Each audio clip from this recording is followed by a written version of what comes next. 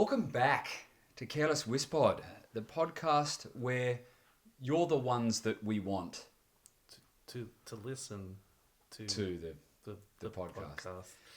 I'm Jeremy. I'm Gary. A little bit of a special episode, dare I go so far as to say a bumper issue, Gary. Look, it's a rare occasion where we can say that it was a bumper issue, but I think this is one of those occasions. Where we can say it's a bumper issue. Yes, we are joined by our good friends from the Brown Carpet podcast, ladies and gentlemen, Joshua, Corey. Hello. Corey. Oh, man, I've been calling him David this whole time. Welcome, guys. Thanks for joining us. Very welcome. Yeah. Absolute pleasure. It's doesn't really make any sense where really we should be thanking you for having us in your studios using all of your gear. It's an absolute pleasure to have you inside us. Hey. Wrong podcast. Well, we thought the song that we were going to cover today... Well, Gary, tell them about the song. I thought it was appropriate that we had the Brown Carpet Boys on for a song that features heavily in a movie. Yeah. And the song that we are covering today, performed by the great Scientologist himself, John Travolta, and the great My Sweet Livy. Xenu. Do we need to nickname these people up front, or is that something that happens? We'll get to that. Okay. We'll get to that momentarily. Yep. But prepare. Yeah. Yeah, I'm working on it. Let's make it a bit more organic. Yeah, no, I like that. That's good. Keep it natural. Yep. And of course, My Sweet Livy, Olivia Newton-John. Yeah, for those... Sandy. For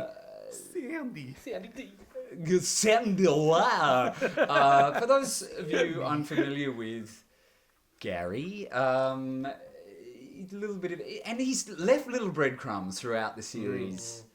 Little sweet sandy breadcrumbs. I don't know what that was. I don't know what the fuck that was. Sunday, wow. Gary is a big fan of ONJ, our Lord ONJ, our Queen ONJ, long may she reign.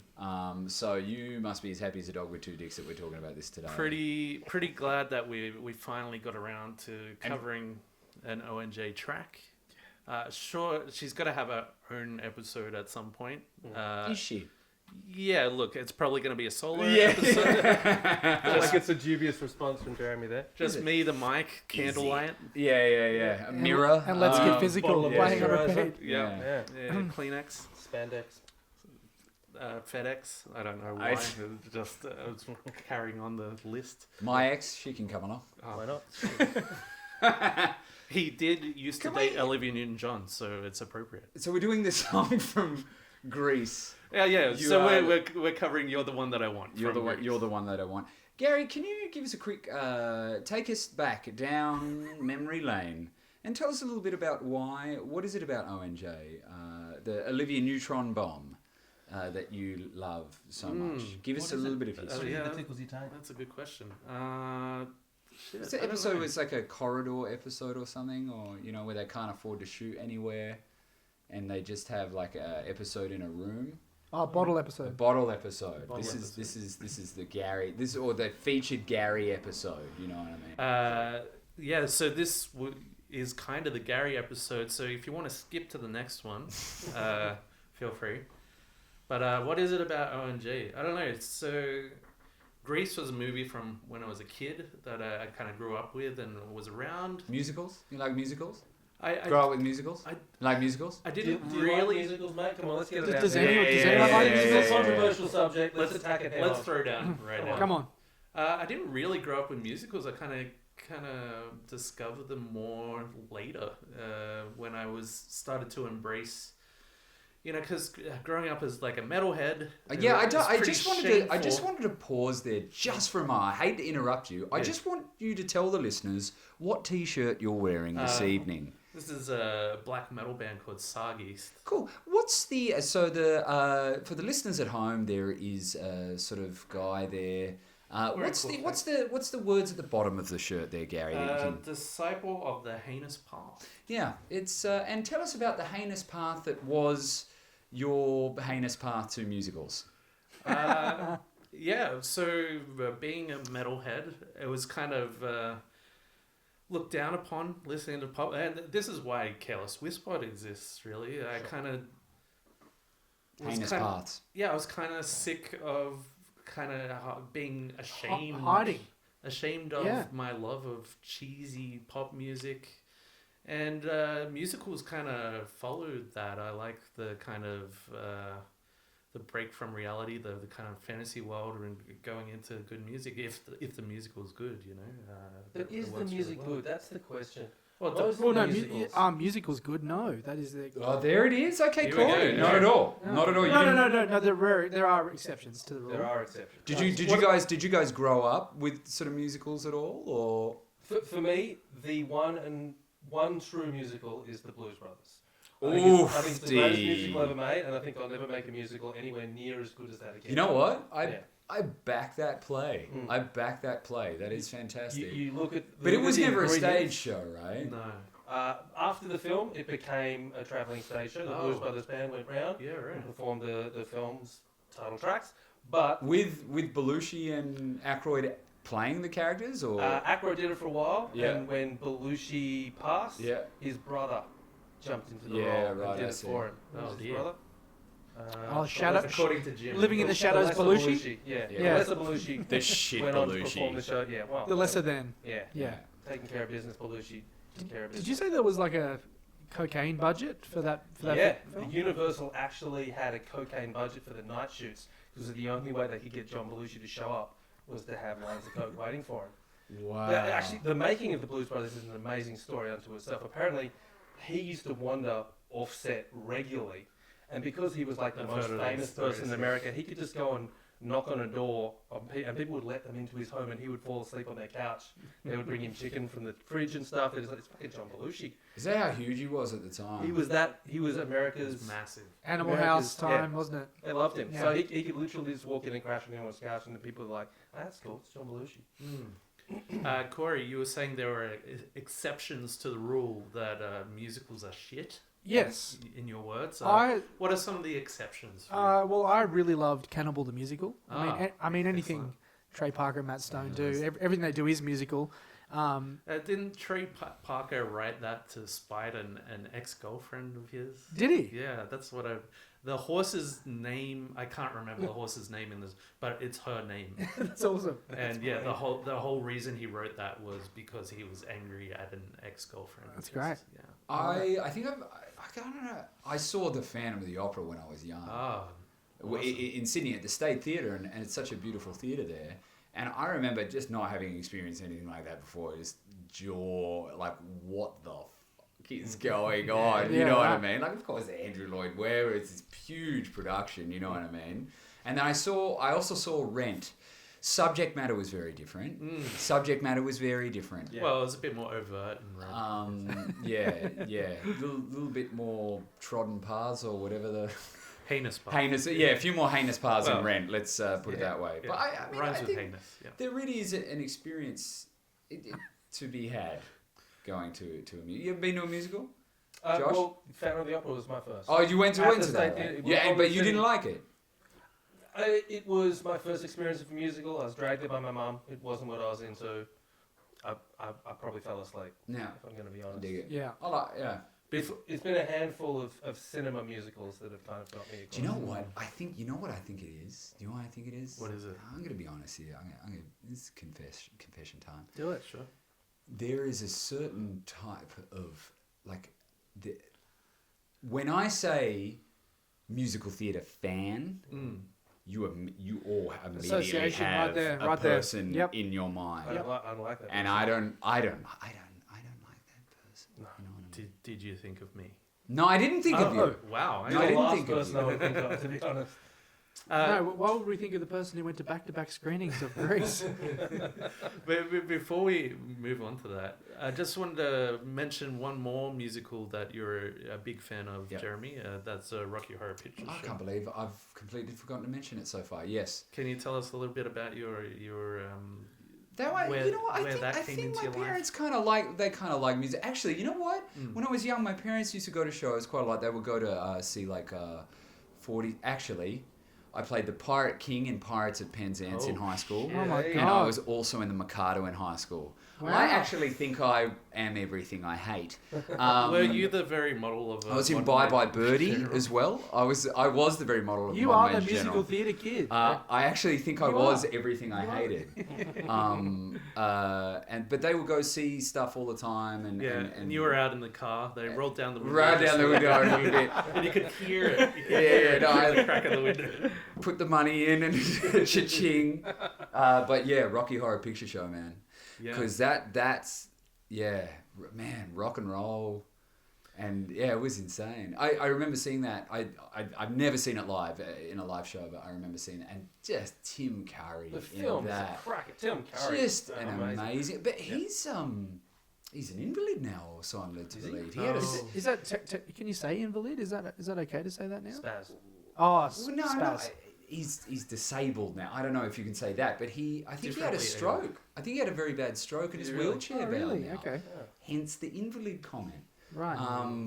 Yeah, so which is kind of sad, but man, Tim Curry in that, Meatloaf, Meatloaf. The loaf. Papa Tootie.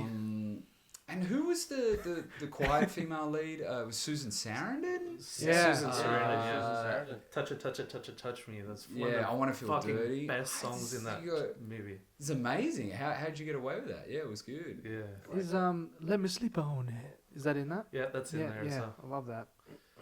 In just 7 days, I can make you, Make a, you a man. man. Oh man, that was awesome. Wow. Anyway, What a line. but we digress. We do. So, I just want to get back to Corey Yes. saying that musicals are shit. Come on, mate.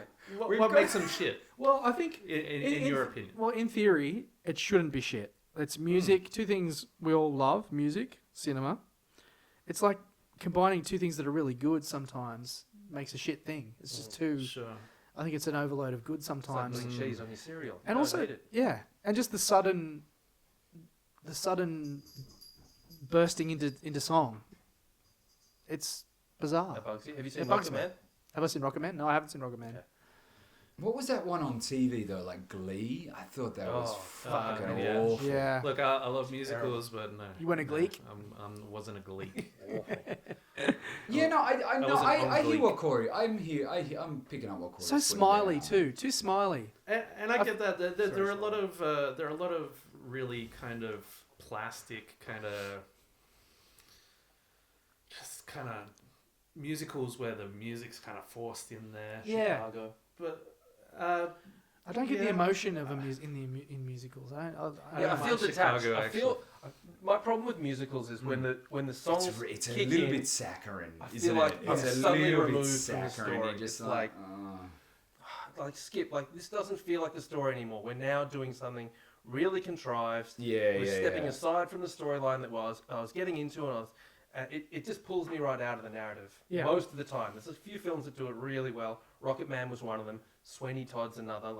But it's the rare where you're able to continue the drive of the narrative with the music. Yeah, I agree. Like It's sort of like, yeah, there's that fine line, especially, I don't know if this is so much in film, but on stage, definitely, when that fourth wall is sort of smashed through, you know what I mean? Like, they can kind of poke at it a little bit and it's okay, but sometimes you just like, I know what you mean. So you just punch through the fourth wall and Yeah. addressing the audience directly, as opposed to, you know, enhancing the story, you know what I mean? Yeah, for sure. But, you know, we can't all be correct like Gary, but... well, I haven't seen a lot of stage musicals. The only one I have seen, actually, I've only seen one, and I saw a production of Little Shop of Horrors, which was excellent. yeah, awesome. Really good, really good. But so yeah, I'm more the movie guy, and I totally get where you guys are coming from. And yeah, sometimes it can just remove you from the movie, and sometimes it feels like, much like our dick jokes, the songs are crowbarred in there. Yeah. No lube, just straight in raw dog in it. Yeah. Straight to the boot, no totally. lube. Yeah, that's right. But, you know, there's movies like Singing in the Rain. There's movies like On the Town with fucking old Frank Sinatra. Gene Kelly. I mean, Actually, you know what? Actually, speaking of musicals, fuck, we haven't even spoken about this dumbass song we're supposed to be doing. Oh tonight, yeah. but So hang on a minute. But I want to talk about music. You know what are musicals that are classic, but that were never on stage, but endure to this day, are all the Disney films. Oh yeah, that's true. Lion King. Lion King. Well, they do a stage production. Oh yeah, I suppose, do. but they started as a film, I guess. You know what I mean? Aladdin started as a stage kind of. Did it? Well, not the Disney version, but Aladdin's pantomime, like from way back. Oh really? Yeah. It was based on. Yeah. It's based on a really old story. Yeah, right. Yeah. I watched. What was it? I watched the other day, before my girlfriend went overseas. It definitely wasn't by myself in my room alone. Just chucking on a musical. Just chucking on a musical. Do you want us to edit that part out? No, not at all. I'm actually cool with it. And Just a little bottle of The Little Mermaid. I watched The Little Mermaid. Yeah. The songwriting in that Yeah. is almost evil genius in its I mean, there were catchiness. gadgets and gizmos aplenty. Yeah, Who's yeah. it and what's it's galore? You want thingamabobs? I got 20, but who cares? No big deal.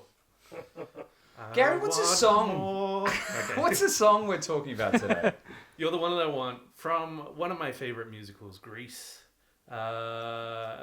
Really? It was. The movie came out in 1978, and I didn't even have to look at my notes for that. The song itself was written and produced by an Australian, actually, from Melbourne. His name is John Farrar. He was a song producer, songwriter, arranger, singer, and a guitarist. He played in a bunch of bands, starting with the word e.g. the Mustangs, the Strangers, and the Shadows. He also released some solo stuff, and I'm assuming he did it under the name The John Farrar. He wrote a bunch of songs for Olivia Newton-John, like a lot. He wrote a bunch of her songs and produced a whole bunch of her albums as well, like most of them. Did she have a bunch of songs? She's got a pretty big discography. Really? Yeah, She's yeah, prolific, man. Okay. Well, ONJ. Yeah. Yeah. You didn't know that? No. Wow, I there you can go. think of two. He Corey's fairly oblivious. I'm just going to let you guys. John Farrar, so he wrote "You're the One That I Want," but he also wrote like the song "Magic" that was featured in another Olivia Newton-John movie, Xanadu, which is almost as good as Grease. If you haven't seen it, Gene Kelly in his last role before he died as well. Really? Kelly and Xanadu. Wow. Wow. Gene Kelly. Because Frankie Avalon popping up in Greece, so I was like, oh, hey, they got him in there. The Xanadu is a terrible movie, but Gene Kelly is great in it. It's worth watching just for that and for Olivia Newton-John's Yeah. terrible acting and Australian accent.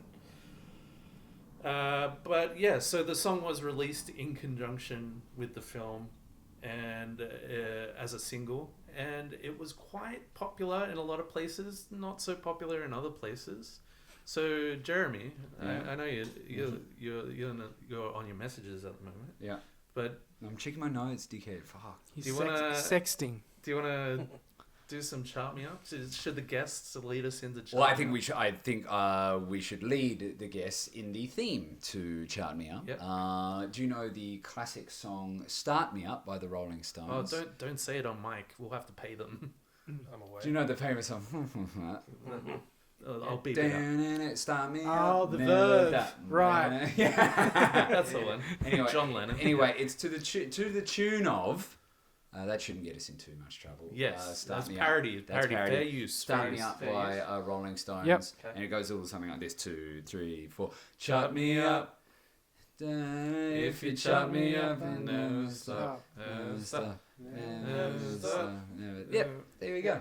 A rousing rendition by all. So You want us to do Oh, the version of this that? time Is are that you what you're going saying? to?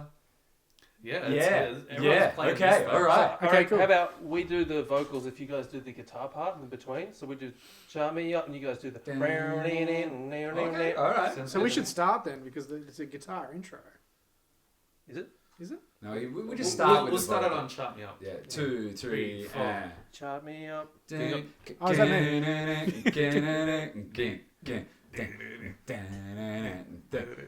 Chop me up. There it is. If you chop me up, I'll never chop. Chop me up. Okay, we can stop. Chop Okay. me Anyway, up. so Yo. yeah. Rap remix. Yo, chop me up. Chop me up. Oh, okay. So chop me up. What we've been doing recently for chop me A little up, bit of spice. A little bit of spice. spice it up a bit, Come on. is we have a game where I asked Jeremy, because he does extensive research, except not about the charts. I say, steer clear. I know you're going to be tempted. Steer clear of the charts. And he's like, I want to look. And I say, don't. So we can play this game. This is of the song, not of the movie. This is of The the song. single Yeah, in the the single. weekly charts. Okay. Around the time that it came out. Yep. The peak position in the weekly charts. Ooh. Okay. All right. So for this chart me up, I'll tell you that the song "You're the One That I Want" was #1 in Belgium, Finland, Germany, Ireland, Netherlands, New Zealand, Norway, Switzerland, Sweden, UK singles, and the US Billboard Hot 100. Now, the lowest peak position that it had in the charts was the Japanese Oricon singles charts. It came in at 25 at its peak. So I rattled off a lot of #1 countries there. I could be doing that to throw you off. I might not. Where did it peak in the Australian charts? NZ it got one, did you say? New Zealand got one, yes. Can I give you a little bit of context? Yeah. When it came out in 1978, coming off the back of 77 being Star Wars, it was the third highest grossing film of all time. It was a fucking popular film.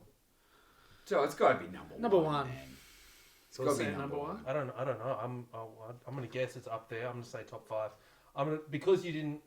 I'm gonna say like number 3. 3? Yeah. And Okay, you go. I'm #1. I'll go 2. 1, 2, 3. Yeah. Well, Corey wins. It's Yeah. #1. Oh, Listen, the man. Kiwis aren't going That's a to go popular #1 if yeah, it's... So that was Chart Me Up. Or was it? Because we've got bonus Chart Me Hang Up. on, have you got Stop. like kind of not a Tim The record Taylor scratch. from That's I the fucking- theme song for this bonus Chart Me Up. yeah Tool Time. Tool time. Fuck, I love that show. Eh? I want to find a rave Home horn. Improvement. Pam Addison. Bonus. Hang on. Chart Me Can I Up. get a rave horn noise? Are you No, are it's... you looking on Spotify for a rave horn? I've got the band called The Rave Horn. Bonus Chart Me Up. The Grease Mega Mix Oh. were played in every RSL club night that I've ever been to. Was released on Christmas Eve in 1990.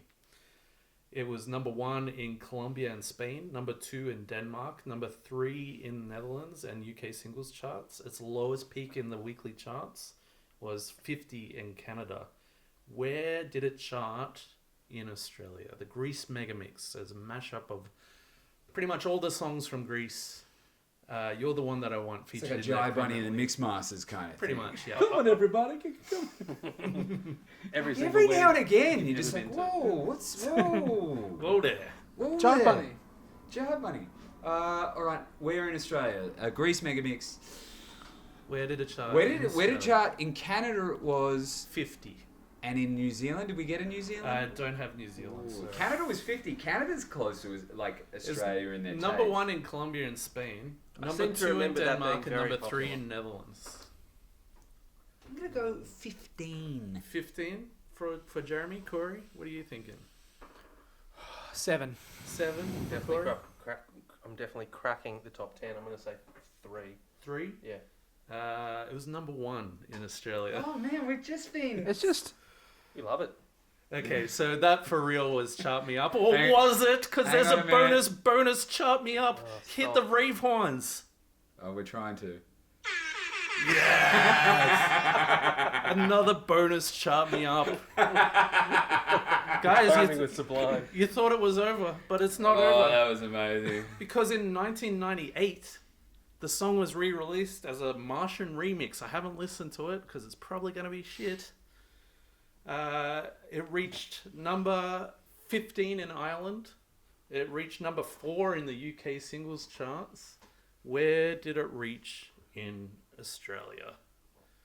The Martian remix of You're the One That I Want. Is that the band? They called Martian? I have no fucking idea. Are they Marvin DJs? the Martian? I Sounds just bad. looked up Is Wikipedia. he luring us into a false sense of security? Is it one again? He's You been know? dropping ones on us, so I'm like, Surely I'm not. waiting for a number 2 all over my face. Not from- not from Martian. Again, wrong podcast. Yeah. Number 4 in the UK. Number 4 in the UK. Reached 15 in Ireland.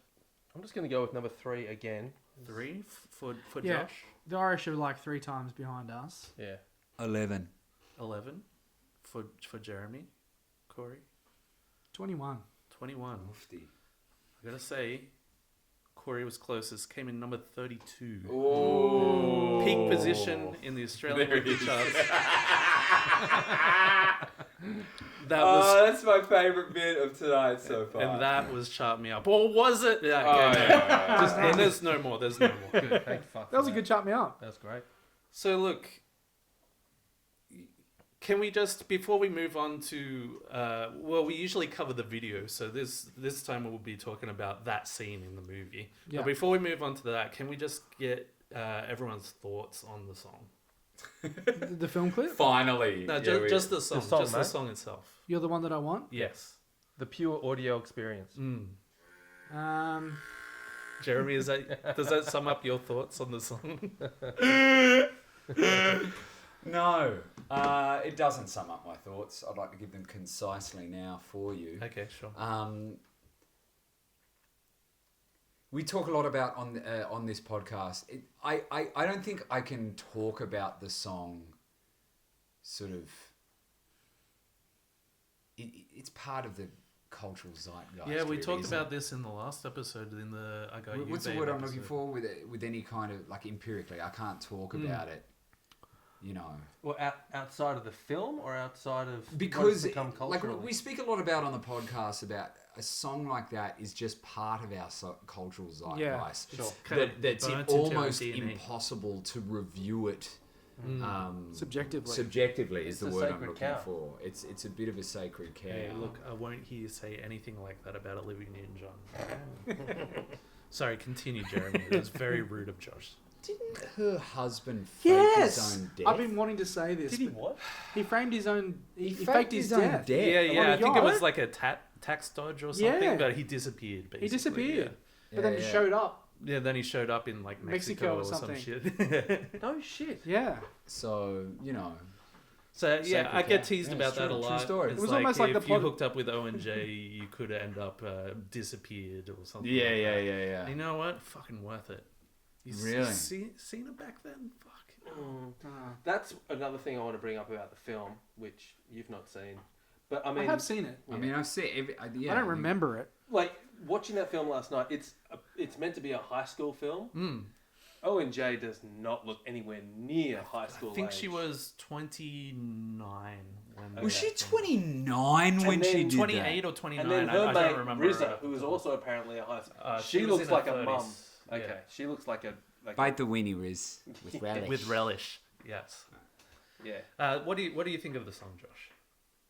The song itself, just second best jam of the film. It's hard for me. It's hard to remove it from the context of the film. film. Yeah, yeah, Because yeah, it Grease is one of the few musicals where the songs propel the narrative in a really organic way. So it Yes. feels like a part of that whole, and that's the moment where John Travolta rocks up in the Letterman jacket, trying to be the good John. guy for her, and she rocks up in the leather, and they realise that they can kind of meet each other in the middle, and it's that She does look great when she's dressed in black. amazing. Amazing. Don't Does even she? get me started. She I really don't get does. it. No? I don't get Olivia Newton-John. And I'm not being contrary. She doesn't do It's it for okay. me. It's okay. It's okay. Gary's very upset right now. You've upset Gary now. It's fine. I need to say it. I need to be real. Dude, No, he's you going to gotta flip do the table. Just ease back. What are your thoughts on the song, Corey? Oh, I look. think he just gave him to you. No, that was about O&J, and then look, I'm going to overlook it for now. I mean, I'll have words I after feel the the same podcast. way about it as I feel about the clip. It's just, I mean, I don't feel any It's the best. sexual tension. It doesn't do anything for me at all. Yeah, you didn't feel any kind of chemistry between the two on screen? No. What about that what bit about where that- she leant into him and he went, he like got an electric shock and like fell over? No. No? No. I think that song should have been called "You're the One That I'm Pretending to Want," and acting really badly at looking like I want Did you. they get together again later to do a duet record? They've done a couple of records together. They also did another film together called Two of a Kind, which was terrible. Oh, really? But they were trying to cash in on that kind of chemistry from Greece, and it doesn't work. It really doesn't work. Although Olivia He's an Newton-John odd, he's is an odd amazing one, in isn't it. he? They had. I saw more sexual tension in an episode of Cold Case than I saw in that. Okay, sexual tension An aside, episode what of about their Brown- voices? Brown carpet. Voices. Yeah, we talk about this in the duets a lot. How do you think their voices work together? Well, Yeah, yeah. there we But go. but you didn't feel the chemistry? Didn't feel the chemistry, but their voices worked really well together, audibly. There we go. Okay. This might be a Austin, controversial answer. thing to say, Yeah, but sure. for me, that was the second best jam of the film. Summer Lovin' is by far the best jam of that film. It's a And great song. For me, the juxtaposition of her description of the summer versus his description of the summer, that's the perfect song for that film. Like the differences of the worlds that they come from and the way that they frame. Yeah. I just think in that song, their chemistry is perfect, and it feels a little forced in the one that I want. I'm with you on that one. Yeah. Yeah, right. Just if we're talking about favorite songs in the movie, Beauty School Dropout? That's all the time we've got for. it's Actually, I think that would be my favorite. Really? Beauty School Dropout. I love that song. Beauty That's School good. Dropout? Yeah, Yeah, Frankie awesome. Avalon. yeah. For me, look, I hated this song all through when I was growing up watching the movie. When I was growing up, I always thought ONJ was too much of a square. I had a thing for Rizzo. Ah, the bad girl. Yes, exactly. But then, I kind of changed. But there's one song that always just seemed crowbarred in, and I didn't like the performance. I didn't like the song, and that was There Are Worse Things I Can Do, Oh, yeah. performed by Rizzo. And then watching it older and just in context with her character and stuff, and she gets her own moment, and she just nails it. There's so much conviction in what she's saying, and it's just a really kind of moving moment in this kind of fun kind of Maybe over the top because movie. in the grand scheme of things, she knew that was her moment, not only as the character within the film, but also as an actress As Stockard Channing. Yeah. within Her career. a career. Yeah. Yeah. Mm. Thank you. Yeah. Thank you. I think just sit Just- with that. Yeah. Can we sit with it just for another We second? can. Yeah, We let's can. just let it Sure. breathe. We can. I've got a sound effect that All right, so the video. What was the other song we did the other day? Who did All Night Long? Lionel Richie Lionel Richie. Who we did? Lionel Richie and Diana Ross. Diana Endless Ross. Love. The song is Endless Love. and Endless Love. Man, I mean the voices are fantastic, But their chemistry. but is their terrible. chemistry. You watch the video of them playing. hard. It's. Wood. She just looks like she doesn't want to be there. Well, At least they didn't have that in this. You know what I mean? I think they seem No, pretty they- genuine in There, there. it wasn't that bad. I mean, I may have exaggerated about the sexual tension in that a little bit. I kind of think in the I movie. do. I know what you mean though. Like as Josh was saying, it does seem a little bit forced in that everyone knows you're not school children. Do you know what I mean? And it doesn't quite capture that sort of suspension of puppy that's love. true. You know, They're a bit more they experienced. call it puppy love. Like that'd be a great song to do. Okay, Actually. That let's- should have been in there. let's Great, put it on the great list. song. Let's put it on the list. You can't deny that they don't go for it. They give it. Like, Yeah, they do. Travolta Yeah, yeah. commits and goes hard the character. Every single song in that film, he commits and he goes 100% at his performance for it. He's very over the top in that movie. He's Oh, very over the top. hammy, like when he's doing Oh Sandy. Sandua. Sorry. Like way over the top, and I think that was the case with this song, but What Thetan level was he at? I that don't know. It was stage? like a 69 probably. Okay. Yeah. At least. Obviously, yeah. Yeah, of course. Commodore and the Sea Org at that point. But when he first sees Sandy show up, like his look of disbelief, like I buy it, and Like when he's like his jaw's on the ground, following her up the stairs into the funhouse and all that kind of stuff. Yeah, it's a great shot. He's really into it, and I you know, David Dom? David Dom, what do you think? okay, David Dom? let's take bets. This is a new game. This is David Dom? Did they ever dom? no, it's not chart me up. Is did it go? Did they dom? Did they Dom? Did they ever dom? Did I they never dom. Never done. Well, never Jeremy has never done. What? All right, Josh. What do you think? Did they, or didn't they? 100%. 100% did. They didn't dong. He got it. They in. didn't done. I reckon Oh. he got it in. The only way, Jeremy. You know what? Hmm. I'd like to hope they did. I'd like to hope they did, but I'm pretty sure, Sure that they they did. didn't. Yeah. No? The sexiest thing about that clip, can I say, was right at the end. When it finished. No, no, but right at the end, the patched right at the end of that clip. That was the sexiest moment. You know what I always hated about that film? Kaneki and Yeah. Rizzo. Yeah, Yeah, right. that was I it. always hated the car chase. The car, the Grace race. Lightning the and that. race. Yeah. I was just like, Do we need it? do we need it? You know Yeah, what I yeah, mean? yeah. Like, we don't need it. Racing for pink slips. Rules are there ain't no rules. That one. Yeah. Yeah. Yeah. Sorry. Once around the second bridge. Yes, that's right. So you do that in Rebel Without a Cause, right? So much better. Yeah, it is pretty It's like that obligatory. Is kind that of- what they're riffing on? Have we? Is that what they're riffing I on? think That's so. what I Could be, assumed, right? It's kind of like false stakes or something like that, but Anyway. Should we be giving Grease more kudos for sparking the Fast and Furious franchise? definitely, Here we definitely, go. definitely. Definitely the birthplace. But I digress. I'm sorry. going back to the It's a bit report. I was really looking forward to that. Oh, sorry. It didn't work out the way I wanted it to. I was really happy with that, though.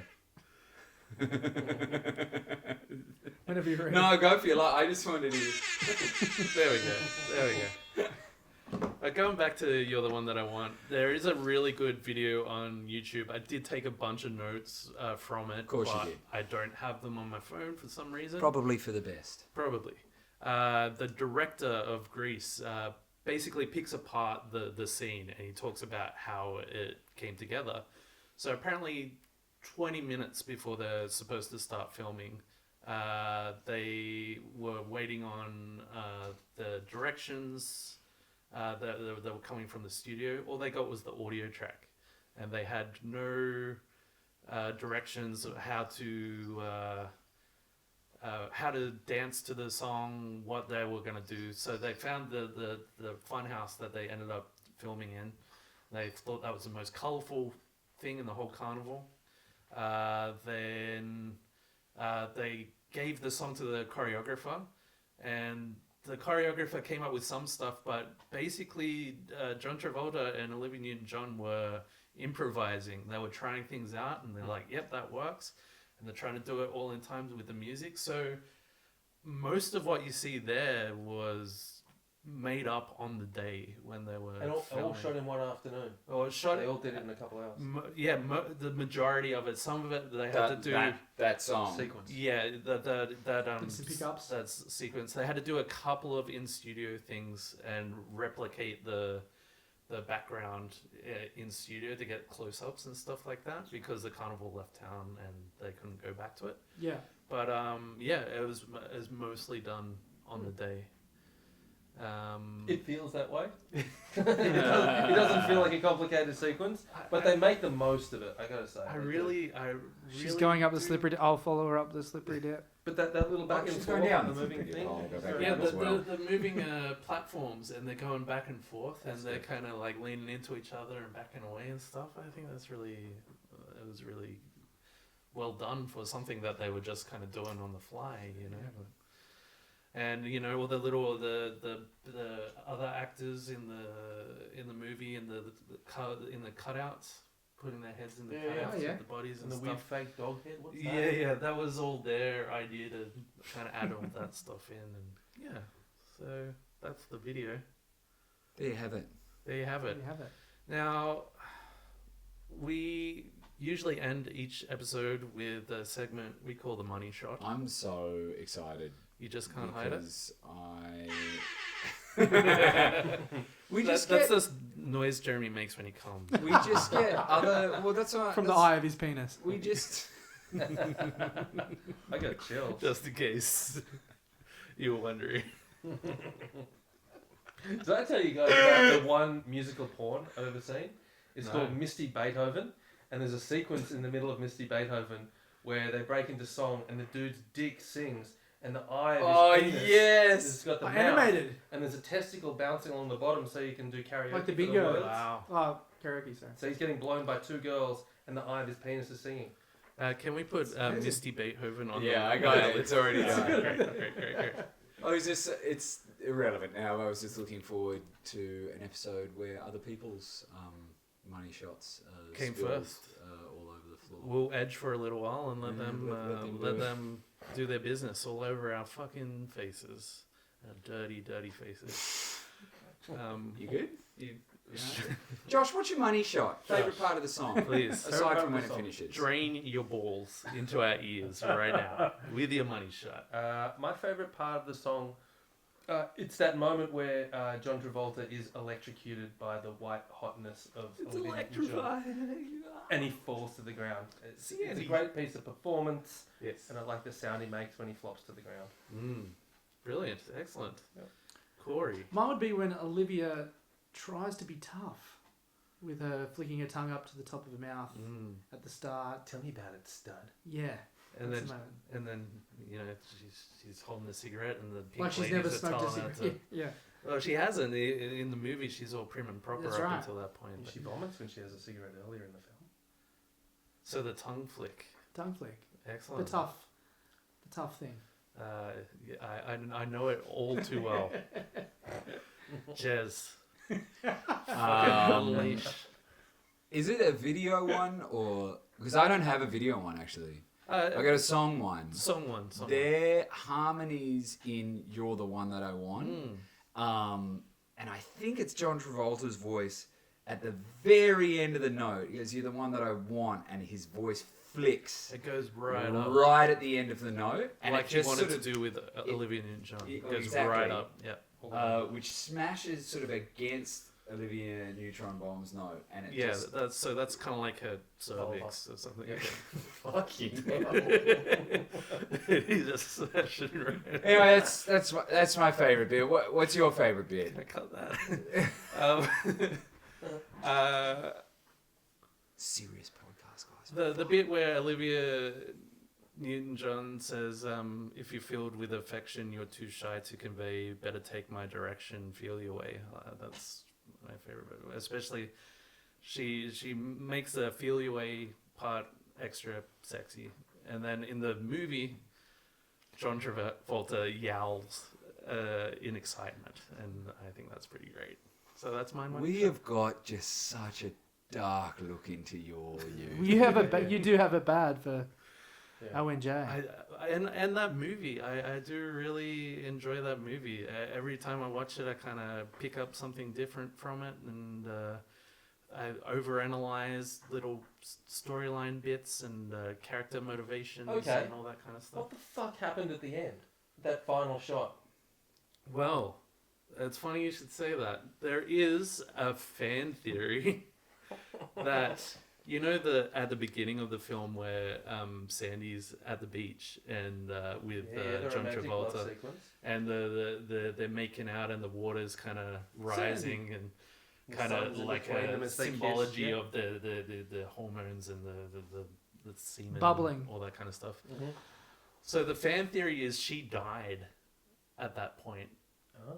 and the rest of the movie is like her in limbo trying to resolve the what could have been between her and John Travolta's. I love quite that meta. dumb shit. And then they get in the So it's car. like, Jacob's ladder. Everything's been resolved. They get in the car and ascend into heaven. So that's Oh my god. that's one theory. I think That was on the just- that was on the Insul's Reddit board. Yeah, That's right. That's yeah. on the subreddit. Yeah, Fuck, man. that was on like 8chan shit right there. But yeah, I don't know. I think it was just whimsical. I think Can that the- It's definitely whimsical. You don't get it, man. I She's dead, man. personally I think it was just weird. It was a choice. I think there was an alternate ending, but it was fairly similar to what they did. They could have been just stuck for something to do, and they're just like, we're taking off into adventure. Back to the Future. Yeah. I think it's into love. Into love. They're flying into love. The Valhalla. Well, The Valhalla of love. John Travolta does say to Sandy when they're getting into the car, Sandula! and he is a pilot. roads. He can fly. Where we're going, we don't need roads. Yeah. So yeah. Oh, yeah. So Back to the Future, like you say. Yep. Is this like a Romeo and Juliet? Is this like a dual suicide? Is that pact? Is that what? I think- could- are they about to kill What themselves? is it? Thelma and Louise thing. Yeah. If you look at the dark, if you look at that in a dark way, Mm. there's no roads where we're going. He's Mm. gonna Actually quite good. he's I gonna quite like he's that. gonna kill them both. Who's the He's incel gonna now? Fuck the womb. Yeah. Yeah. I thought West Side Story was the only one, the Romeo and Juliet musical, but there you go. With Folks, with the really tough street guys. that's all the time we've got for you here this week on the Careless Whispod podcast. I've been Jeremy. I've been Gary. We want to thank the Brown Carpet Boys for for bringing the yeams and the memes, and Mr. hopefully Mr. Corey Farrell and Josh Groom. Thank you very much. It's been a pleasure. we'll see you next time for not a musical song. Well, I think maybe next time, like, I don't know, Mr. Big to be with you or something sick like that. yeah, we could do that. We could do that. Hootie and the Blowfish. Oh, fuck Hootie and the Blowdogs. Fuck, I love that band. We'll have our Let her musical. cry. We'll have our series about musicals coming up soon anyway, so So- stay tuned for that. Yeah. See you later. See you next time. Bye. Bye. See ya.